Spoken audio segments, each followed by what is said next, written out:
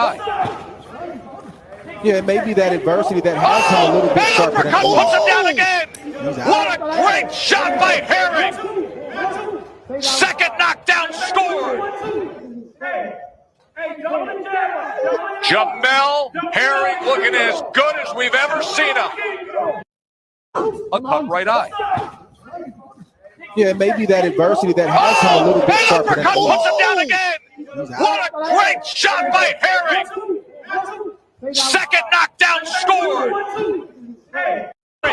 In complete control, trying to close the show. Another uppercut. Frampton stood up to it for the moment. He's on wobbly legs, backing him up. It's a big shot, and it's over. It is over. Jamel Herring has done it. A sensational victory in Dubai for the American. Peace, world. Thanks for pressing play on another Pay Me No Mind sports and entertainment / Bite Down Boxing live stream. Or just Bite Down Boxing presented by Pay Me No Mind Sports and Entertainment. Hey, that was last night's big action over on, what was that? All on ESPN Plus, based on the fight coming from the United Arab Emirates over in Dubai at, what was that? Caesar's Palace, Dubai. WBO Junior lightweight champion Jamel Herring probably sending former two-division champion Carl Frampton into retirement if he keeps his word. So we'll get into that. The Bite Down Boxing Fighter of the Weekend. It's kind of a no-brainer. Talk about the kid,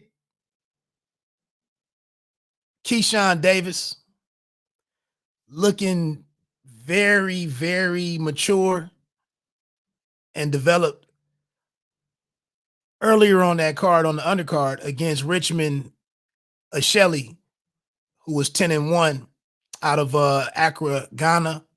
Talk about that.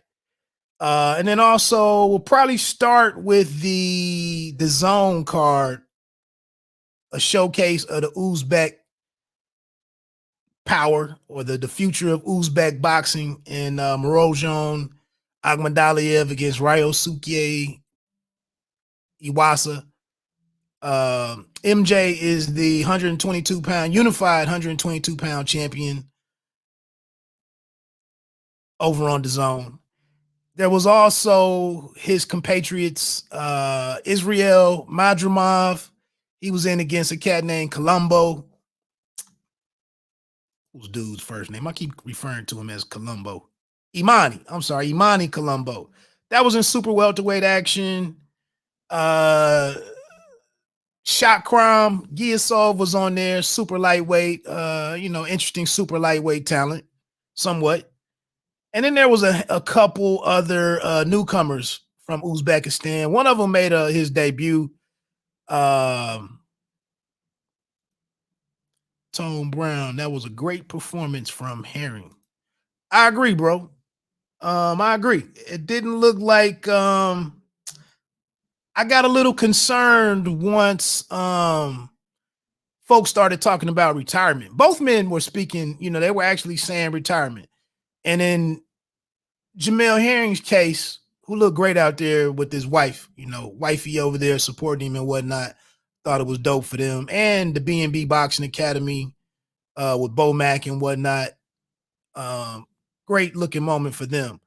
But, Herring spent a lot of time and several months defending how things played out against, at the end against Okendo, which was a moment of confusion in itself. Boxing is just not prepared to handle confusion. And it's a sport where, things just crazy, just unseen things, or never before seen things tend to happen, and nobody knows what to do. Which is, it's only one There's really only one rule in boxing: protect yourself at all times. Don't hit below the belt. Listen to my commander. It's a very simple game. But when some of this new stuff some new issue gets introduced to boxing, it's going to be a bad look for the sport. But we'll come back to that. I'll throw the number up here if anybody wants to come in and holler at me about whatever on whatever your thoughts are, whatever stood out to you last night. I can do that. Matter of fact, I'll just leave it up there for a minute. But I'm going to talk about that. Then we'll take a look ahead to next week. We have action on both platforms. Showtime Championship Boxing has an excellent show, an excellent card, headlined by welterweight sensation, up and coming welterweight contender. If he's not a contender already, I would imagine what we see against Sergey Lipinets. No disrespect to that man. But Boots could really solidify himself as undeniable. I just don't know. Business-wise, I have no idea how it plays out for the young man. Also on there is Imanius Stanionis taking on two-time world challenger Thomas Delorme. And then super flyweight. Is he super flyweight champion? Jerwin Ancajas in there against a dude with an experienced opponent. I'll give you that much, an experienced opponent. So we'll jump into some of that.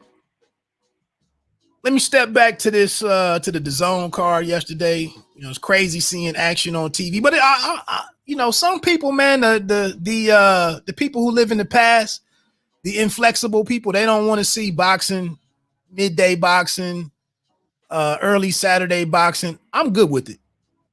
Seriously, I'm great with it. It's not like boxing is burning up shit coming on, you know, with guys heading into the middle, heading with the main event going off after midnight on the East Coast. It's not like it's great for business. You know, if we look at it, like, people got shit to do.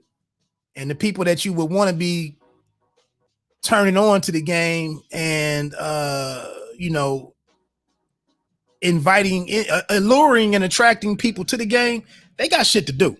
Nobody is sitting here for some mysterious reason.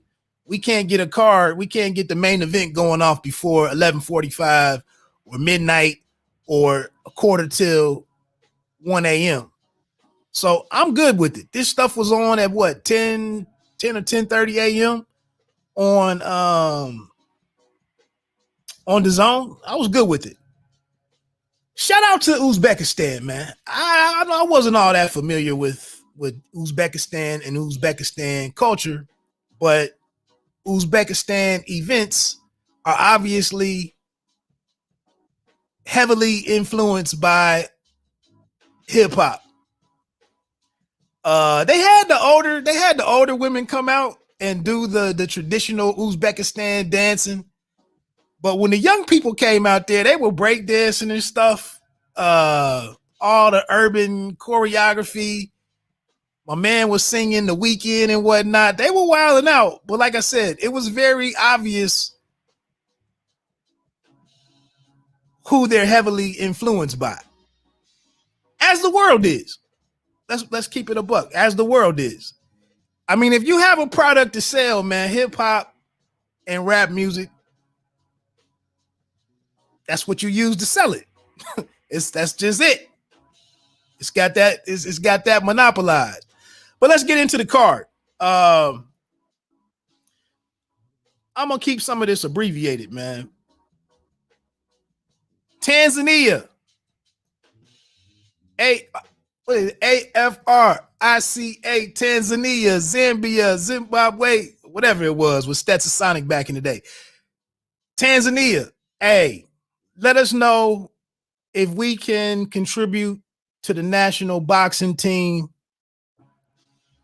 If we can send our money somewhere, let us help you guys out and let's step up the coaching. Let's get the apparel together. Like, these kids, these two brothers that they sent over there, I was gonna look and see what's the relationship. Where are they in relation to one another on the map? Like, what is Uzbekistan? What is the relationship to Tanzania? Why were they interested in Tanzania? But Tanzania did, like, they don't have their own dead bodies and expendable fighters in Uzbekistan for them to just beat up other Uzbeks. I mean, those two brothers that fought the newcomers for Uzbekistan, that was unfortunate. Both of them got knocked down multiple times. They weren't scared. They weren't completely ill-prepared, but I mean, they just couldn't do much to give a good account of themselves. And the second brother that was on the card, after he got knocked out, he congratulated the winner like 6-7 times. He wanted to take a picture with him, then he hugged him again, then they shook hands, and he was, smiling and everything. And I'm like, dude was like, bro, can talk and walk. Talk as we exit the ring. Damn. They finally got out of the ring. So I can't even remember who that was. The Uzbekis. I know one of them was Murojdon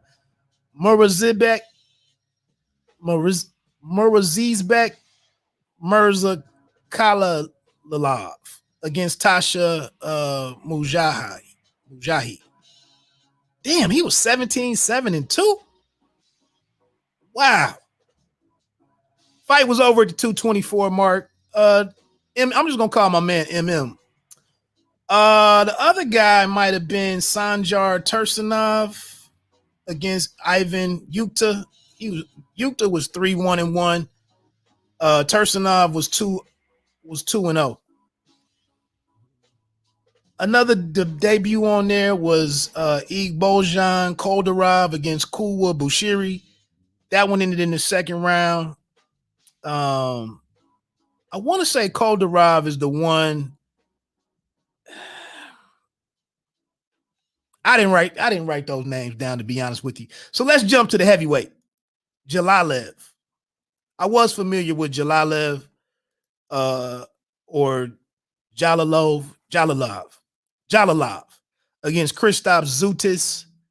Zutis was 255 pounds, 7-1-2 was his record coming in. They credited him, talked about his power. Looking at Jalolov, 6'7". I'm not gonna sit here and needlessly pick apart the dude's game. Take this down real quick. I'm not really gonna say a whole lot about Jalolov. I believe he's with DeBella Entertainment.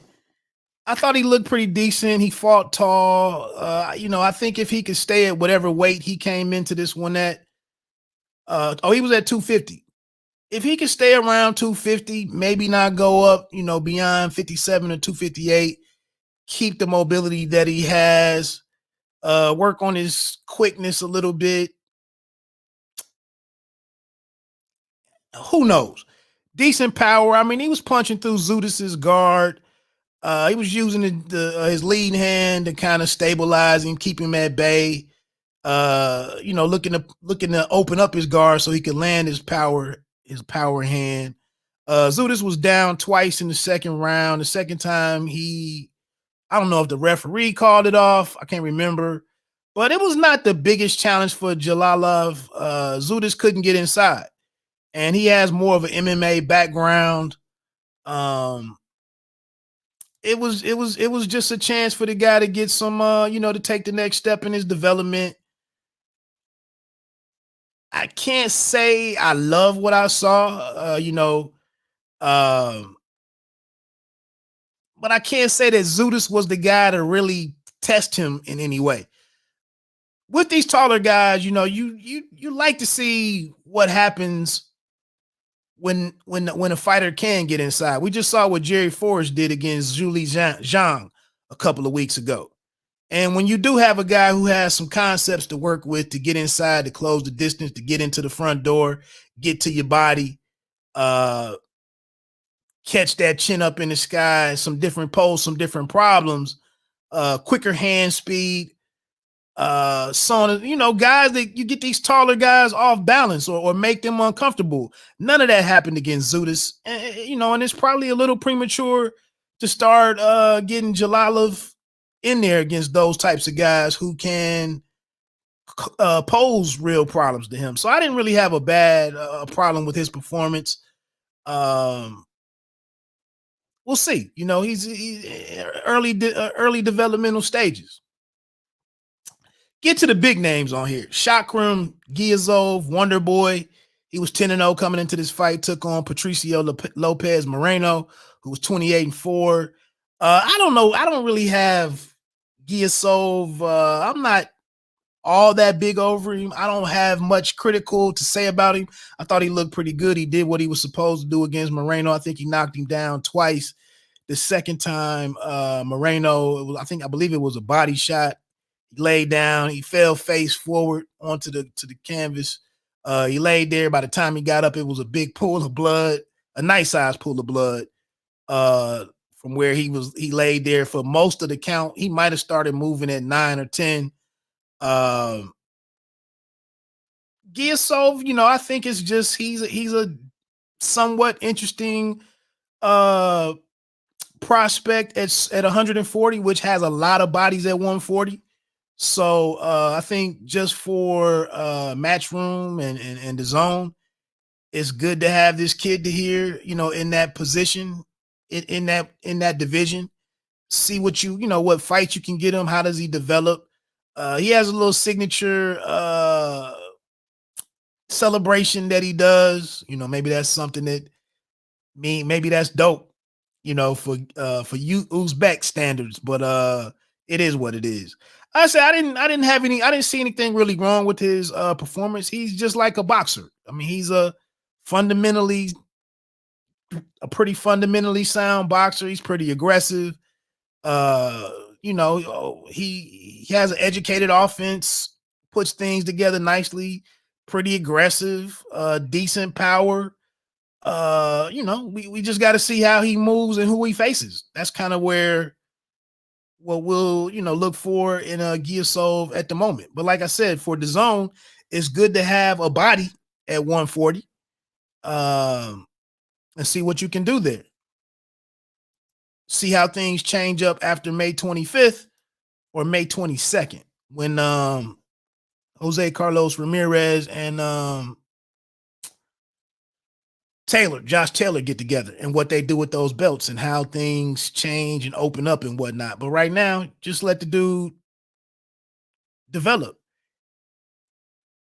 In the co-main, at super welterweight, Israil the Dream Madrimov. He came into the fight at 6-0, took on Imani Colombo, who was 14-0. Imani was taller, slender guy. I think he had 14 knockouts with his 14 wins. It was 13 or whatever knockouts. Good puncher. Colombo went down in round 8.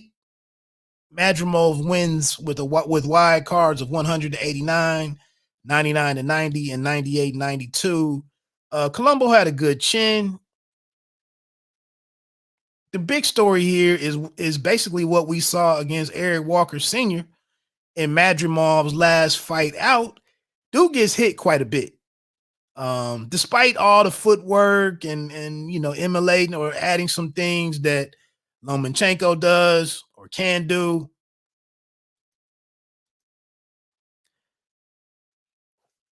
What's up, D-Lo Boxing? You might be gone now. Happy Easter to you, bro. Thank you. I don't know that I don't not celebrate holidays. You just don't know what you can tell people anymore. So I just keep my mouth shut on shit, you know? You don't know who does what. You say something about a holiday to somebody and then you got to hear 30 minutes on it being the origins of it and all that type of stuff. And I ain't got time for it, bro. Getting ready to go eat with my in-laws though at like 3:00. So I'm definitely gonna do that. Enjoy this meal. Like you said, whatever everybody does today, however, if you celebrate, if you whatever. Getting back to Madrimov though. Despite having the footwork, I think he's undersized. I think he's a little undersized for the division. He gets hit quite a lot. And it seems like he shows damage pretty easily. And it looks like, despite the fact that he looks to be in pretty good shape, seems like he has gas tank issues a little bit. He's a fighter, though. Like I said, these guys, a lot of these Eastern Euro guys, they come out of these extensive amateur careers. It's go time for them by the time they get to the professional ranks. I don't know how much he changes anything or improves anything. You know, these guys, he's in the camp that he's in. I mean, if they haven't addressed it to this point, I don't know if it gets addressed. I'm still here and I certainly get it. I don't try to push my beliefs on anyone, don't want to offend anyone, and don't want to debate about really. Yeah, bro. I don't have no opinion. I don't have no opinion on nothing. That's just where I am with stuff. But yeah, Madrimov, man, I'm not gonna say that the dude shouldn't be given a title fight, a title opportunity. I'm not gonna sit here and say he's trash. I'm not gonna say he's overhyped. I think he's a guy that, you know, as we see, the more and more we see him fight, and as he goes up the ranks, I think we kind of get an idea of what his ceiling may be. And with a lot of these guys, man, you wonder how do they improve? You know, if you see certain tendencies fight after fight, how do they correct these things? How do they mitigate these things? You kind of get an idea. Let's look at you know, this is not a team sport, obviously. This is not a team sport. You can't go out and fix your offensive line with a couple of drafts or some free agency acquisitions. You can't go get better shooting and space the floor. Like, it's ways to improve and fix things in other sports. In boxing, I don't know that all of these guys really go out and invest in themselves, go work with different trainers. Like, a lot of these guys, they just are what they are. And it becomes a matter of matchmaking, in my opinion. What's up, Sheldon Holmes? Good to see you, bro. I'm only gonna be in here for maybe another 30 minutes. I'm getting ready to get to this ESPN card after I get past this MJ fight. But yeah, so I don't know what Madrimov. I think he has some things to work on, and I think it would be what's kind of the thing to look out for him is how they moving, who he fights next, and if maybe he starts to be more defensively responsible, if he figures out a way, manages his distance better, a little bit more head movement to go with the foot movement that he shows. He kind of does that Euro step, side step, skip thing that he tries to do from time to time. He's a fighter, though. You know, he has decent power. He knocked Colombo down. Colombo had a better beard than I expected. That's it. You know, I don't think you know, the writing is on the wall for Madrimov. And I like a lot of these guys. You know, if these guys work themselves up the rankings, it's good fights that can be made in the top 10, top 15. And if he gets himself positioned for a title fight, then so be it. But he gets hit a lot. MJ, I like dude. I didn't really see anything negative against him and Ryosuke Iwasa. You know, MJ is the WBA and the IBF super bantamweight title holder. He defeated former unified champion Daniel Roman the last time they were out. People were talking about why was there no rematch? I mean, you got to look. Roman left DAZN. He left Matchroom or whatever, and is now over with the PBC. So, maybe they didn't see him losing to MJ. I saw some people that thought that Roman didn't, that he didn't lose that fight. I thought Roman lost. I think Roman's father knew that he lost. I think Roman got started a little late. He got started a little late in his last fight against Payano. I thought Payano got shafted on the cards a little bit in that fight. Honestly, I don't know what's going on with Roman. I like Roman, solid boxer, but the fight was Akhmadaliev and Iwasa, who was the title holder back in 2018. Iwasa kind of had that a similar thing going on with his left hand. He was a southpaw, but he had a similar thing going on to Santa Cruz. He was, twitching his glove or flipping his hand a lot. I just didn't like the sense of urgency that he fought with. And I say different things when watching some of the Japanese fighters, kind of what they bring. Different ethnicity, different countries, different continents have different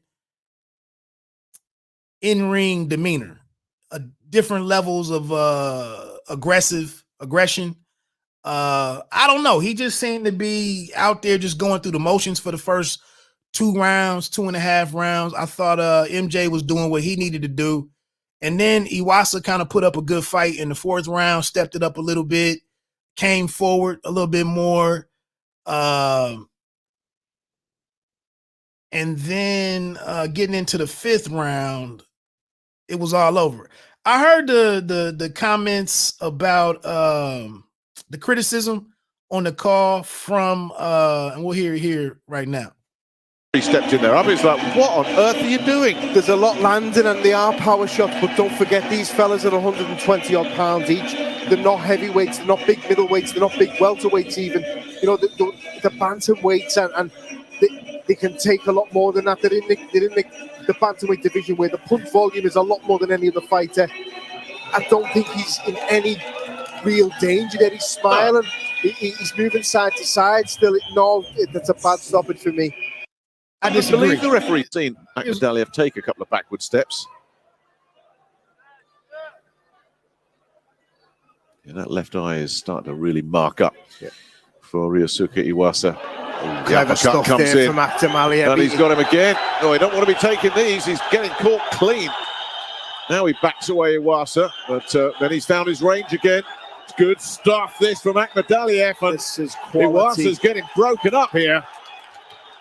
Quality stuff, Nick. He threw 2 jabs to the body. He got a reaction from Iwasa, and then he banged the uppercut in, and it started this barrage. And there's an even more of a reaction here because Iwasa is backed up on the ropes. Seen Akhmadaliev. I don't know what you want the referee to do in that situation. I'm watching the man land 12 punches. He's setting up his feet, sitting down on everything, throwing vicious punches, throwing punches with bad intentions. Nothing is coming back. No, Iwasa was not. There was never a moment where his eyes rolled up in the back of his head or he went defenseless or limp. He wasn't all into the ropes, being held up by the ropes. But at a certain, the referee is standing right there watching this. Like at a certain point, you've got a fighter has to show a referee something that you're in the fight, that you want to continue to fight. I don't care if you tie the guy up. You got to do something to get a referee. I can't stand here and watch you get hit 12, 15 straight times and the guy is throwing bombs on you and hitting you cleanly. That whole thing about these 122-pound guys, it's not like the heavyweights. Just because you can stand there and take punishment doesn't mean that it's a good idea that you stand there and continue to take punishment. You don't just stand there and take clean shots to the head just because it's not knocking you off of your feet. It's still a certain amount of damage that's accumulating, and you have to protect the fighter. And I didn't really disagree with what my man was saying there. I thought it was clear. The referee moved in closely. He was observing Iwasa closely. He gave him all the opportunities in the world to stay into the fight. You got to show the man something. You got to put your hands up. You got to clinch the guy, spin off the ropes and go to work, do something.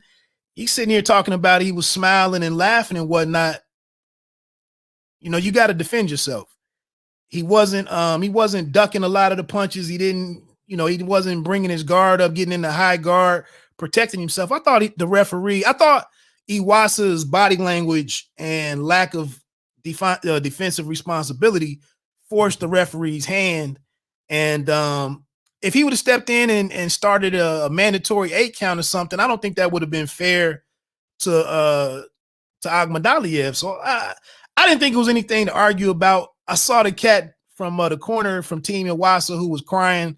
I don't know. They didn't say who that was. I don't know who that was. But like I said, some of the other cultures, and especially Japanese fighters, I think the cultures are pretty interesting, how they look at boxing, how they approach the sport. Good performance by MJ.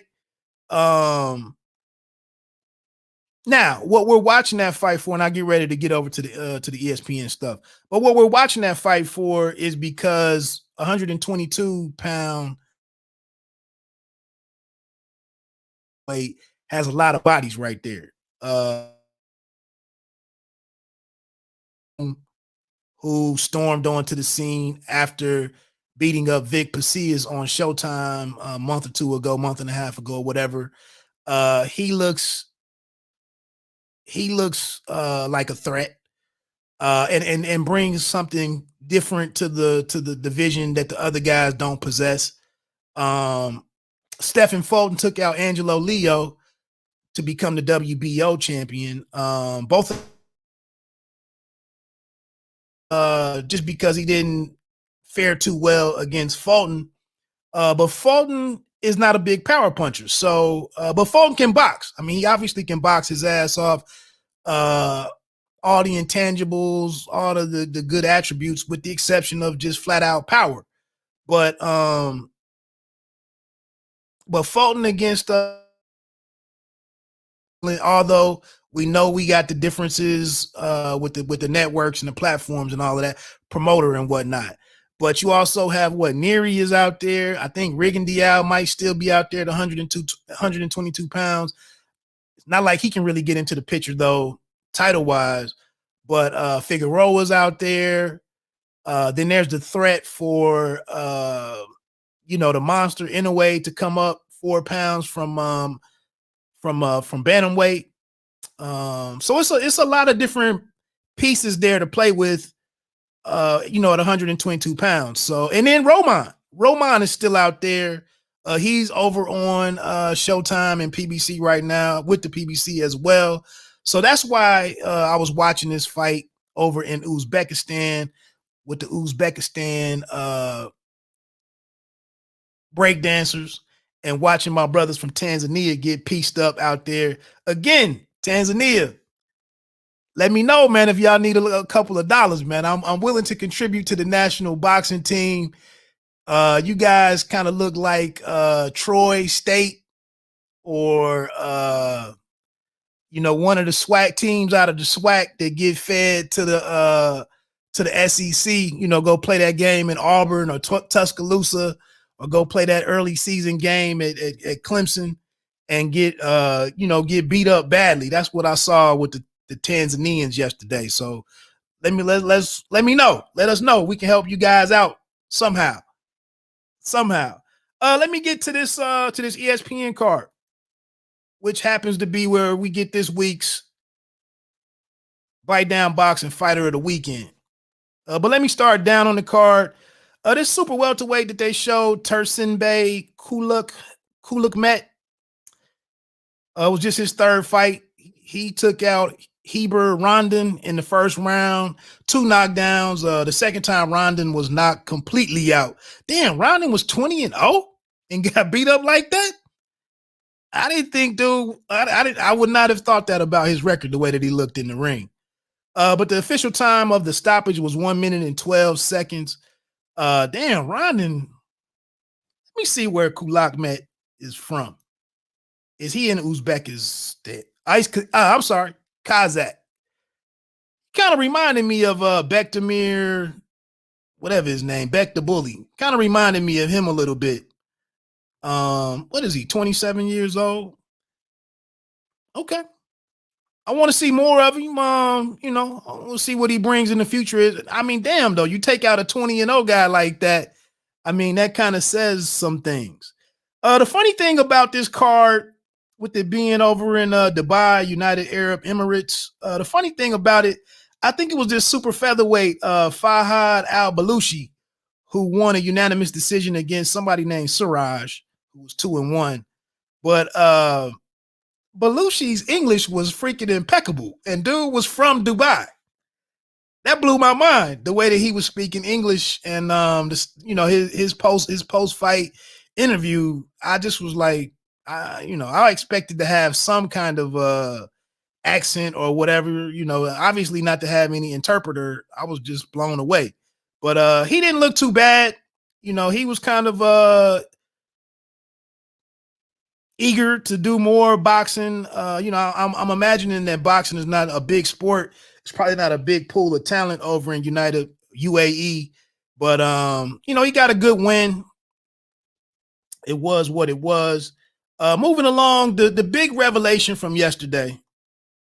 The big revelation was young Keyshawn Davis out of Norfolk, Virginia, who moved to 2-0 against a very an experienced guy in Richman Ashelley. Ashelley tried to intimidate. He was 10-1. They said his one loss was like controversial or disqualification type of loss or something, whatever. Like he wasn't actually defeated. It was something else, but it went down as a loss. But he had 9 knockouts, had good height on him, so on and so forth. But all of his fights were probably in Ghana.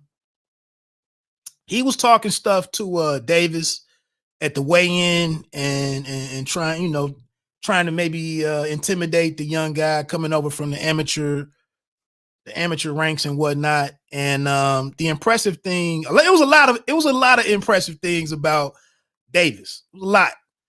But what I liked was he met dude a couple of steps away from his corner. Like he was over to Ashelley's corner, ready to go right after the bell.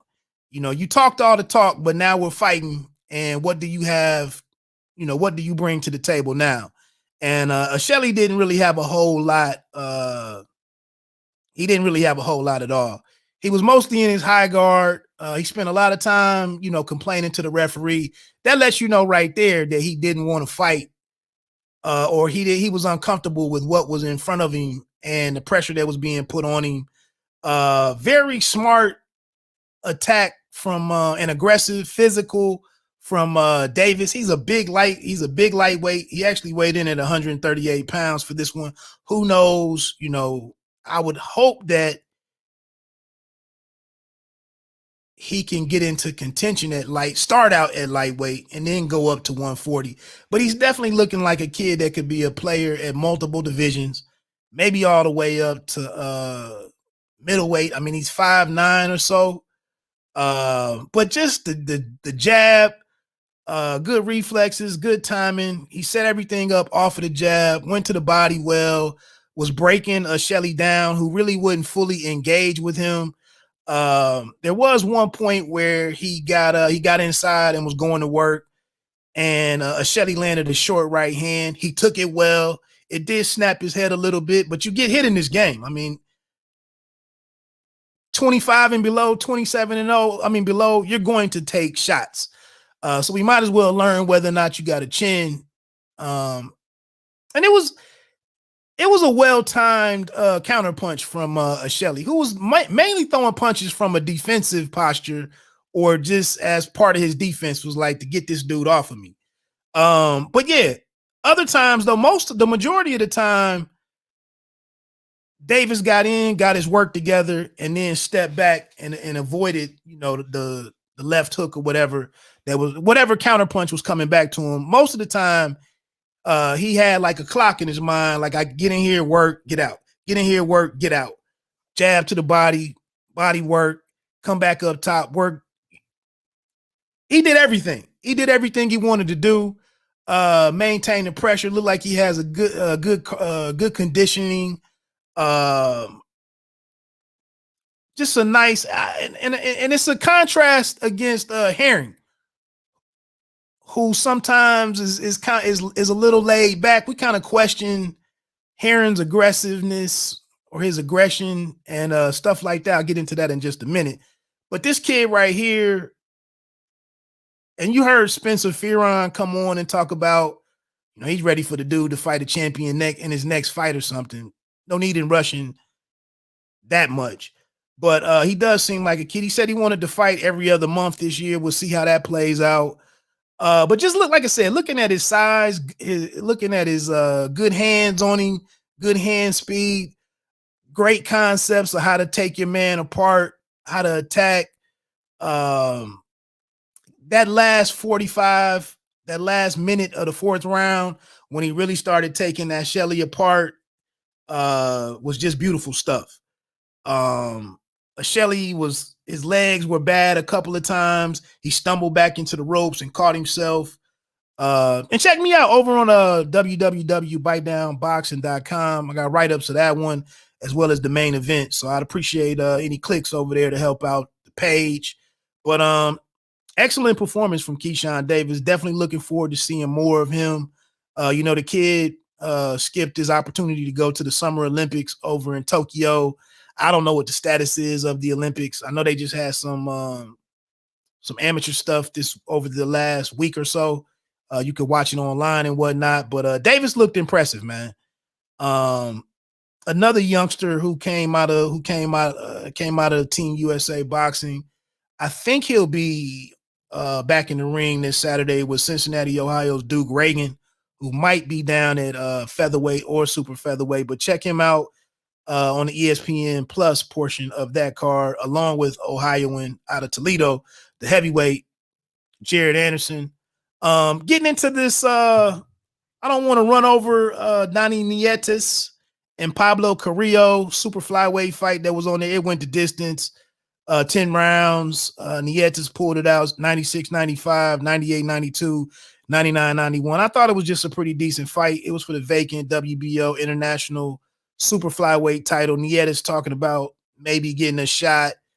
We know that the WBC just put together like a 4-man tournament with Quadras, Sorungvasai, and then the rematch or the trilogy between Juan Francisco Estrada and who's now the franchise champion of the WBC.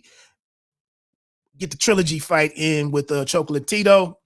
So we'll see what happens with Donnie Nietes. I mean, the dude is 38 years old, I believe. He improved to 43, 1-5. Good, smart boxer, experienced guy. He looked pretty good in there. On the fight, it was an okay fight. Getting to the main event, Jamel Herring. Like I played in the intro. Frampton came in here a little bit of the favorite.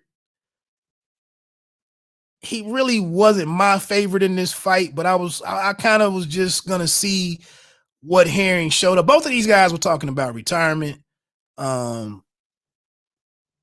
spent a lot of time since his previous bout with Okendo explaining what happened and the conclusion of that fight. And people we're saying a lot of stuff about him, a lot of negative stuff about him. He's been considered the weak link in the champions for 130. I think he had some back and forth touched off with Gervonta Davis in the past. And Herring is really just not.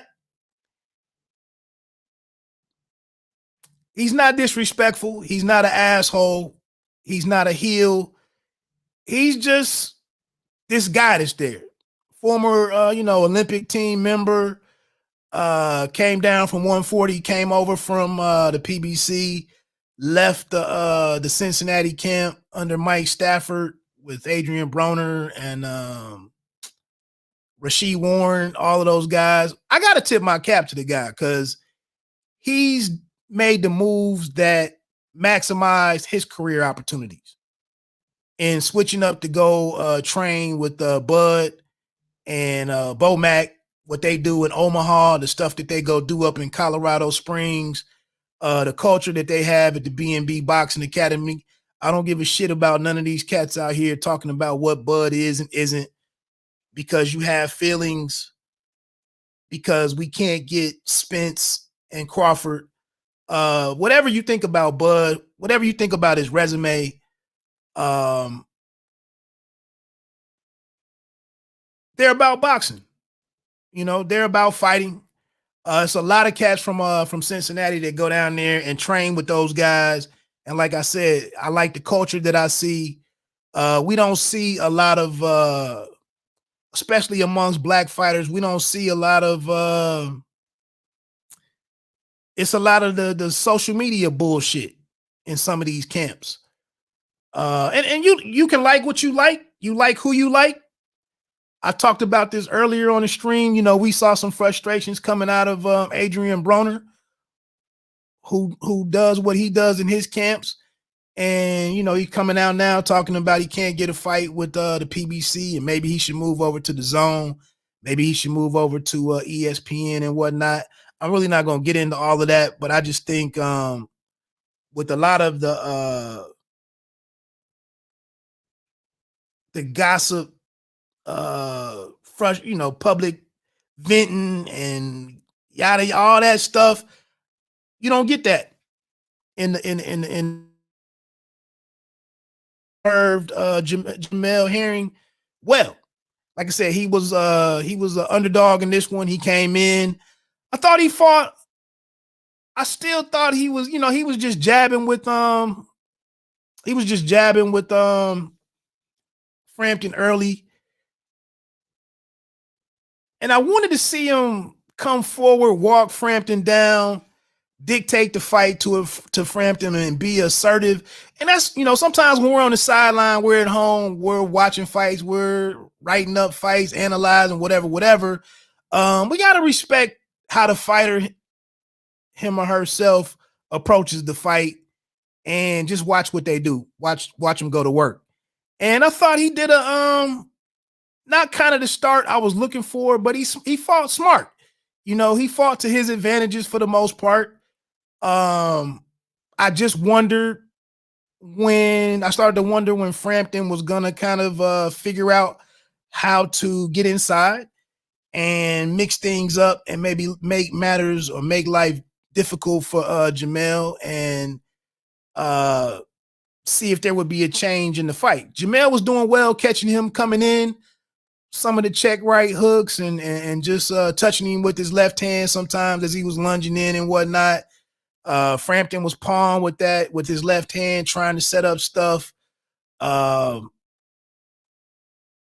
fast forward to the 5th round. The eye injury happens. And of course, you know, there was a moment of a little moment of suspense on whether or not Herring was we were going to see what we saw against Oquendo. And write something down. 49. Yeah, you just wondered, is he going to panic? Frampton started having a little bit he started gaining a little momentum. He was inside. It was like chest to shoulder. He was going to the body a little bit, slipping in some shots upstairs as Herring let him get into his body and whatnot. And then, like I said, he had blood all over the right side of his cheek. We didn't know what was going on with the injury and whatnot. That was at the end of the 4th round, actually. We get into the 5th round, and Herring lands the straight left hand that drops Frampton. Now, earlier in the fight, in the first 2 to 3 rounds, there were a couple of shots where Frampton was he looked like it was a good shot and he took it. And a veteran fighter, you know, has a good poker face, isn't gonna let a guy know he's being affected, so on and so forth. So Herring didn't really move in to try to walk him down and close it out. He just kept fighting into the opening presented itself. There in that 5th round, when he lands that straight left and drops him, now that we know that he can definitely hurt Frampton and possibly get Frampton out of there whenever he wants to. So the complexion of the fight changes significantly after that point. I thought Frampton got up and got a little bit of time to like sort himself out. He took like 5 or 6 steps away from the referee, turned his back to the referee, got a little moment to recoup. Then another thing that we saw from the Oquendo fight is once the action resumes, we didn't really see a big sense of urgency from Herring. And I guess he thought, you know, I hurt him once, I can hurt him again. Let me just fight smart. Let me not you know, give him any, you know, sometimes a hurt fighter is a dangerous fighter. He went about it his way. Okay. We get into the 6th round and he lands that left uppercut that I really thought was going to put him away. You could hear Dre on the call. He thought it was over. And the moment right after the punch, right after the knockout landed, I thought it was over too, the way that his body went. Yeah, maybe that adversity that has him a little bit sharper. Uppercut puts him down again. What a great shot by Herring. Second knockdown scored. Jamel Herring looking as good as we've ever seen him. A cut right eye. So yeah, maybe that adversity that actually it was a second knockdown when he got that 5 or 6 steps and he turned his back to the referee. Then once the fight resumes, then we see Herring really become a killer, and he moved in to finish him out. Landed a lot of shots from long range, maintaining his height, not endangering himself or exposing his chin or anything. Land several clean blows. You know, Frampton is trying to weather the storm, but he was kind of out of it, and his team throws in the towel, and that's it. You know, Herring gets win number 23. I think it might have been knockout number 16 or something, 17 maybe. Great moment for him. Frampton talking about he'll go into retirement. It was what it was. I thought it was a pretty good performance from Herring.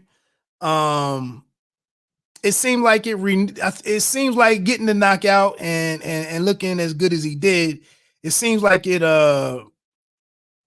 renewed his interest in trying to explore like something next that could be like looking into a new challenge versus trying to find an easy exit out of the game. You know, the thought was that he would and this was maybe coming directly from Shakur Stevenson, but that he would vacate the title, the 130-pound title, maybe go up and look to do something there. But you get the sense that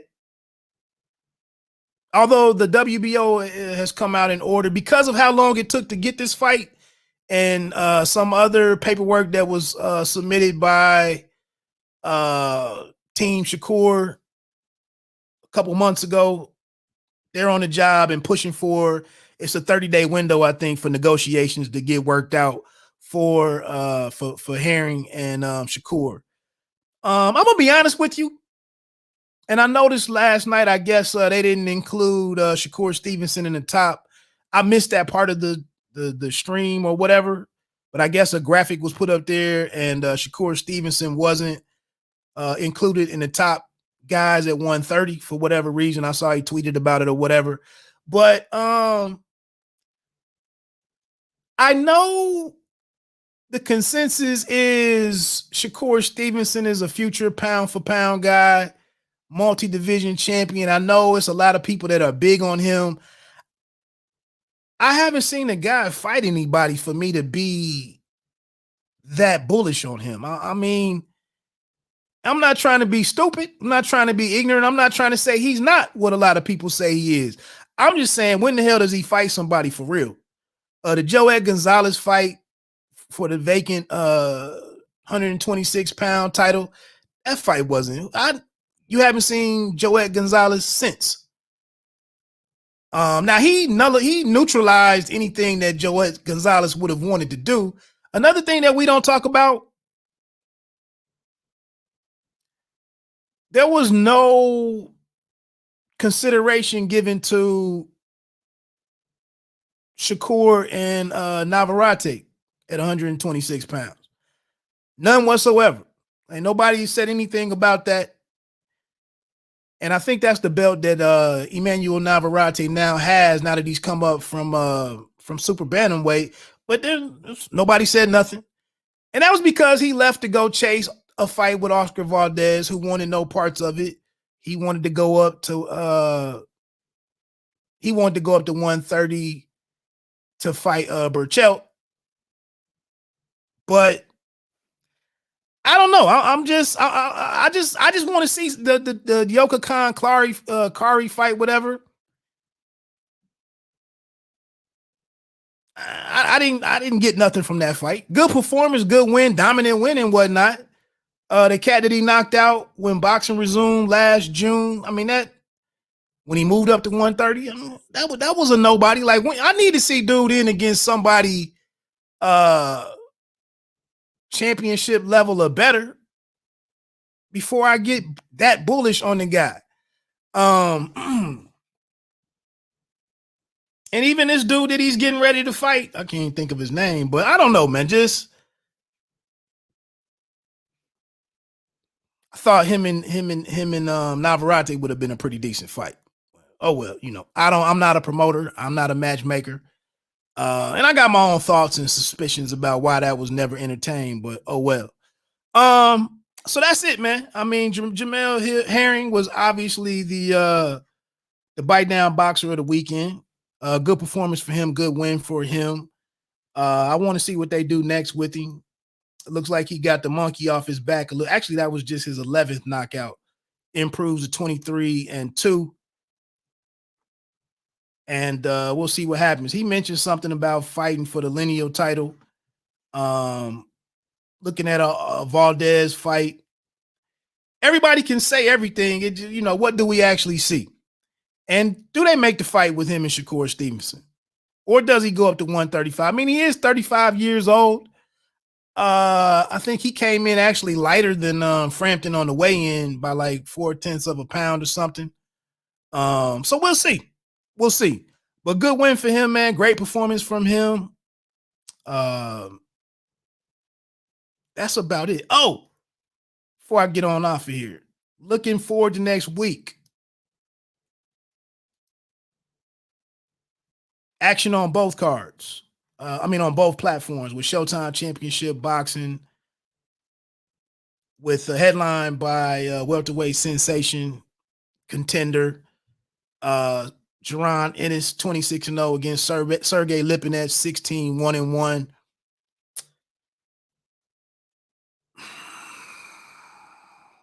Again, man, sometimes you just got to sit back and watch some of this stuff. Lipinets is saying all of the right things. Can Ennis, I mentioned this earlier on something else, but Jaron Ennis was touched up a little bit by the Ayubov guy, Bakhodir Jalolov, when he fought him maybe 2 fights ago. Lipinets is bigger than Ayubov. Taller, probably longer arm reach and whatnot. We know what the outcome is most likely to be. It's just can Ennis, can there be a lax in focus?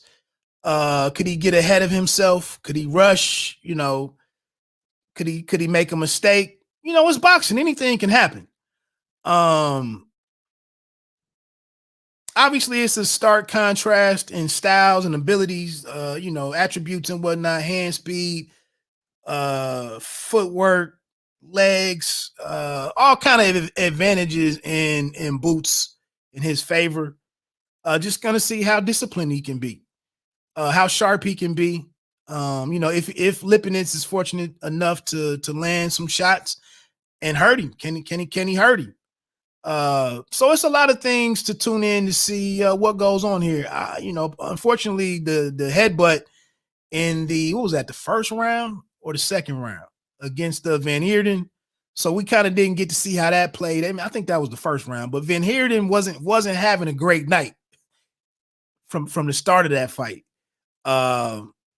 So And then what's great about this Showtime card is Imantas Stanionis is also, a promising welterweight at 12-0. He's taking on former two-time world challenger Thomas Delorme, who Ennis was supposed to fight last time out before Van Heerden became the opponent. Delorme 25-4-1. This is a great step-up fight for Stanionis, who's been busy. Just knocked out Justin Deloach, who came down for 154. Couple of knockdowns, I believe, against Deloach before stopping him. So it gives you and I, it lets us see. It's just great matchmaking and card building by Showtime to have, some up and coming, two guys who could be a part of the championship picture or the contender picture for 147 pounds the next year plus. And then in the opener, it'll be Jerwin and Cajas, who's the IBF super flyweight champion, against Jonathan Javier Rodriguez, who's 22-1. So that should be a pretty good fight. At least Rodriguez is experienced. I'm not all that familiar with him, be honest with you, but I just told you what the four-man tournament for the WBC title is as super flyweight. And so people were wondering what the hell was going on with Ann Cajas. We get to see him here. And I think that's a pretty, I won't even go into all of that, but I think, it's a great card. This will be up alongside the Joe Smith over on ESPN and ESPN Plus. This fight was pushed back from a couple months ago when it was supposed to originally go down. It might have been in January, late January, but this is for the vacant WBO light heavyweight title. Joe Smith Jr. against Maxime Vlasov, who's 45-3. Joe Smith Jr. is 26-3. We know he's got power. Tough dude. Great story. Dude, what does he have? I don't know what he's some kind of construction job or whatever, but couple of broken jaws that he's fought with. Had the loss, I guess to Bivol, put away Alvarez last time out. Great knockout to end that one. Here he is getting a shot for this vacant title. And then if you're following along, obviously this could have a multi-belt unification fight with Artur Beterbiev. That could happen. If Beterbiev doesn't, if there's no chance to lure Canelo up there to light heavyweight, a lot of people are hopeful of that. I think I'd rather see Beterbiev and Joe Smith Jr. or Bivol. I take that too. But I don't know enough about Vlasov. Honestly, what's big about this card, in my opinion, this is taking place at the Osage Casino, Tulsa, Oklahoma. I'm imagining there might be some crowd there. Hopeful, some kind of crowd, some kind of capacity. But the dope thing about this card is the heavyweights that will be on there. We don't get a lot of the heavyweight fights in the U.S. really aren't all that consistent, although we got a little string of them coming up now with the Ruiz and Ariola being out there. But in the co-main event is F.A. Ajagba at 14-0 against Brian Howard, who's 15-4. Really not all that familiar with Howard, to be honest. But I think this is a fight for F.A. Ajagba. Like, if he gets past Howard, there should be some push for him to really be in, to have a really meaningful fight. And we know everything at heavyweight is kind of held up with what's going on with the title holders and whatnot. It's a lot of bodies at heavyweight for a change, though. But anyway, he's on here. Also at heavyweight is Trey. I don't know if it's Lippe. I'm thinking it's Lippy. Maybe it's Lippy. I don't know. 16-0. They don't even have his opponent on here right now on BoxRec. But also on ESPN Plus that day, check this out real quick, make sure. Out of Ohio, Big Baby, the real Big Baby, or just Big Baby. Jared Anderson against Jeremiah Carpensy. Anderson is 8-0 now with 8 knockouts, coming off of the great performance against EB or eBay. Now the interesting thing here is that the ESPN Plus card starts at 5:30 p.m. Eastern time, 2:30 Pacific. The main event card doesn't start to 10 p.m. Eastern time, so it's a lot of time in there to be filled up on this ESPN Plus portion of the day. I saw where, and like I said, none of these fights are listed on BoxRec right now, but I believe this was the card where Sonny Kanto, heavyweight out of Philly, was supposed to be on there. Kanto's fight fell apart. I can't remember who was the main event of that card, but his return fell apart on that one. We'll see if he makes it to the ring here. Also, out of Toledo was supposed to be Albert Bell. I believe he is super featherweight, I want to say. And then you had also out of Ohio, I think I mentioned this when I was talking about Keyshawn Davis, is Duke Reagan. I don't know if he's at featherweight or super featherweight right now, but I believe he's supposed to be on this card. Was there one other person I wanted to see?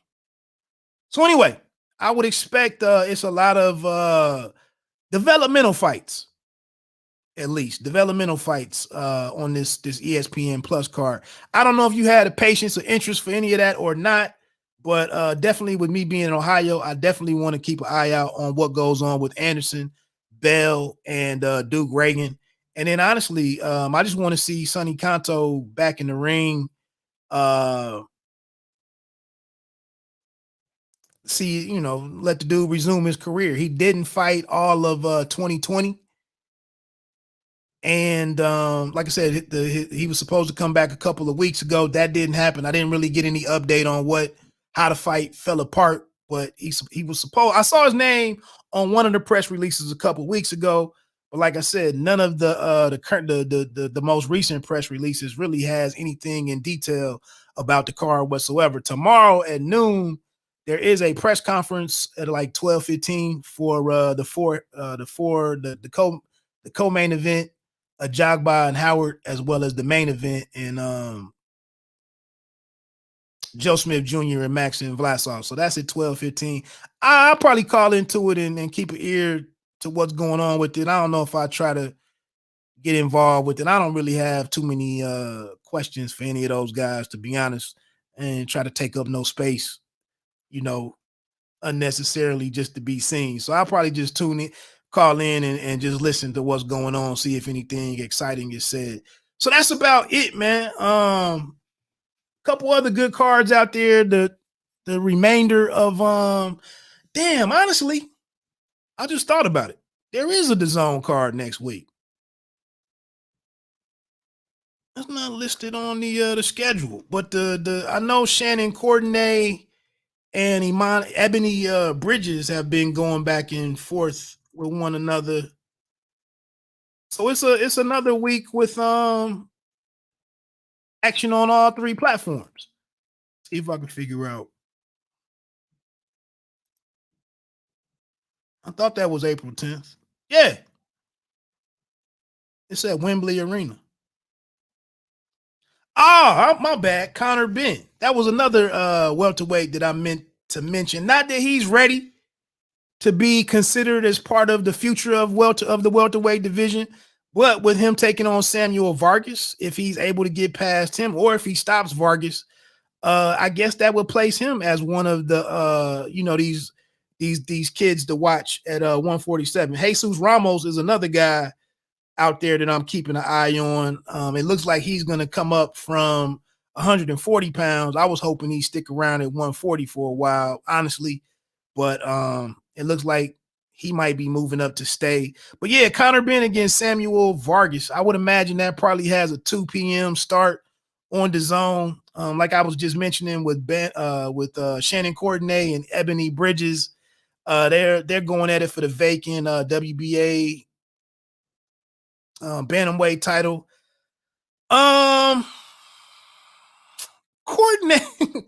Courtney is fiery. Oh, damn, I forgot Savannah Marshall is on that card. So next weekend is kind of loaded. You know, I was a little, I mean, I thought it was loaded with what we had, what I was talking about with Showtime and ESPN Plus and ESPN. But yeah, Marshall against Femke Hermans is on there. Marshall is the WBO middleweight champion. But back to Courtney and Bridges, they've been trying to build this little rivalry between these two. I saw Bridges in person last February. It was crazy to see. It was like two or three fighters from Australia that were there in Hammond, Indiana. If you go check out www.bitedownboxing.com, I did a write-up of everything that was over there. It was like 10, 12 fights that night. It was headlined by the women, but Charles Conwell was on there, his brother Isaiah Steen. It was a hell of a card in Hammond, Indiana, at like the Hammond Municipal Center or something. But it was some names on there. But Bridges, the reason why I'm not too big on Bridges, to be honest with you, despite I see her getting some buzz from fans because of her body. Some people think she's attractive. She might have had a boob job. I think she's a teacher. I don't know if she had some work done in the chest area and whatnot, and she's talking a lot of trash. But at the fight in Indiana, she fought a lady who was like maybe in her mid-30s that had been highly inactive. And I mean, they just fought all 8 rounds. I don't know if it was an 8-rounder or a 10-rounder, but she can box. I mean, she boxes, but no real special effects. Courtney, like I said, she's got a bit of a mean streak in her. She looked pretty decent in her last fight out. She fought a fighter who had a lot of fights under her belt. I think she stopped her. And I want to say maybe Courtney was supposed to have a rematch with Rachel Ball for this fight, but maybe but Ball, I don't know, COVID or whatever, but Bridges steps in, and that's what we get. Like I said, they've been trying to talk this fight up. I saw a couple of press releases out there. There was an article on boxing scene and whatnot. I just think it's going to be a pretty decent fight.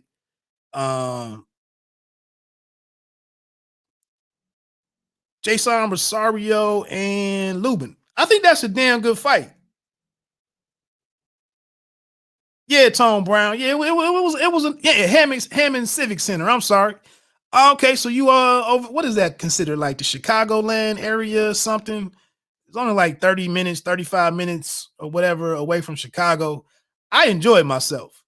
Rosario and Lubin. I'm not all that big on Banana, to be honest. Good to see him back in action.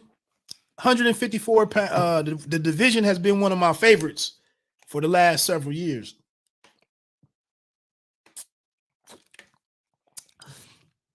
I see Tony Harrison is coming back against Peralta, but just as a note, I think that's at the end of April. I mean, Lubin is in a tough situation because nobody wants to see him fight. Nobody really wants to see him in the rematch against Jamel, right?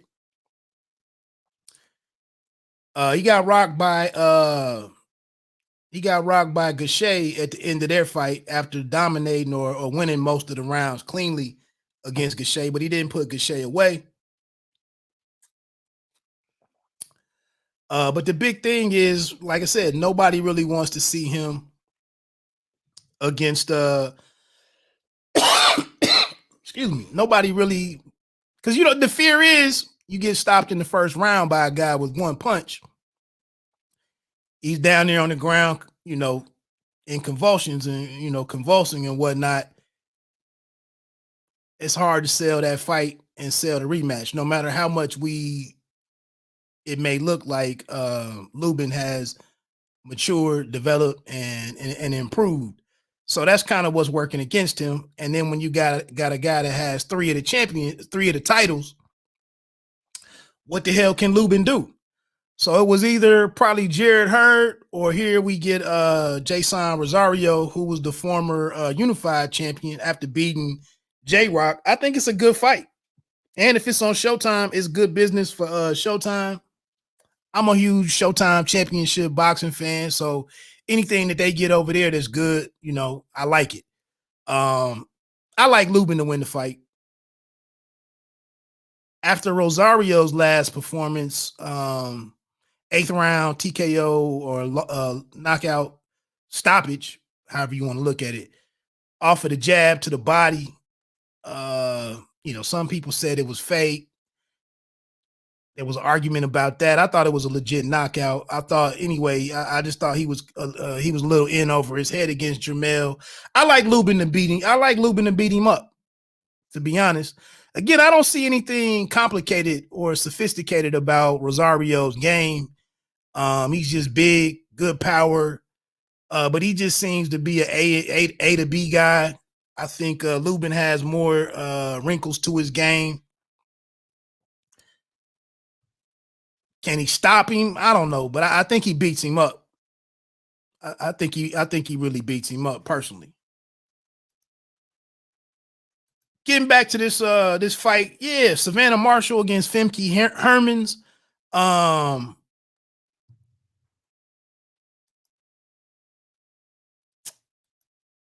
You know, we want to see what's going on with can Marshall do anything that advances the a potential fight with Claressa Shields? I mean, that's what we're looking at. Claressa had to fight against Femke Hermans already. I think the one time that she was on DAZN. So we just want to see, you know, what does how does Marshall follow up what she did against the cello player? What the hell was her name?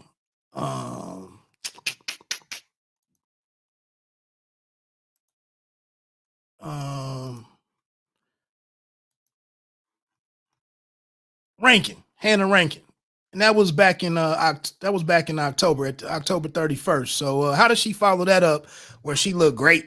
I mean, she looked damn good against Hannah Rankin. So what does she do with Femke Hermans? Obviously, you keep picking up what would be considered Claressa's leftovers, but if you fight them and beat them more convincingly, it feeds some fuel to the. I mean, it feeds it. I don't even know what that saying is, but it adds to the fire for that fight. And we know that Claressa is kind of moving on right now and focusing on MMA. And we know she already threw her money demands out there and whatnot. I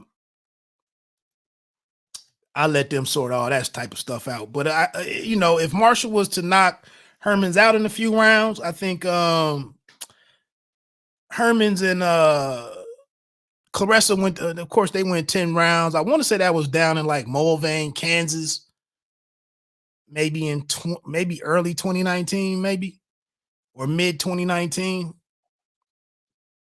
I like Marshall, man. I mean, I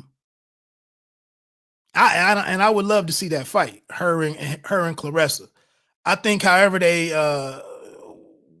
the money can get in the way, Hearn talking can get in the way, whatever can happen. But I think when all the dust settles, I think this might be the best possible fight for Claressa. Is going up. Going down, I just don't think the fights that she was, you know, with what's her name would have been Cecilia Braekhus would have been the biggest out of Katie Taylor, Jessica McCaskill. Braekhus was the one that was really, you know, was a bona fide welterweight at 147. Maybe there was a way to get that fight up to like 150 or something for a catch weight, maybe. But these other women, Taylor can't get up to 147. McCaskill, I mean, it's a chance for Claressa to go for three-time undisputed. We still don't, I don't know if I don't know. I don't really want to see that fight, to be honest with you. Who else is on there? That's about it. Nick Campbell, John Hedges, Alex Espinosa. I don't know. So that's it. Connor Ben, Shannon Courtenay, and Savannah Marshall are the big names over on DAZN. Like I said, that card probably gets started earlier in the day. So again, I'm a fan of midday boxing, early day boxing. I take it any Saturday that I can get it, to be honest with you. All right, man. So I've been cooking for a minute. About to get on off of here. Get ready to go kick it with my in-laws for a minute. Enjoy the action next week.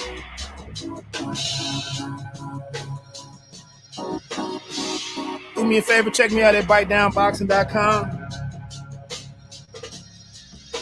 Bite Down Boxing. Don't let them count you out. Pay me no mind. Sports and entertainment. You don't have to be great to start, but you have to start to be great.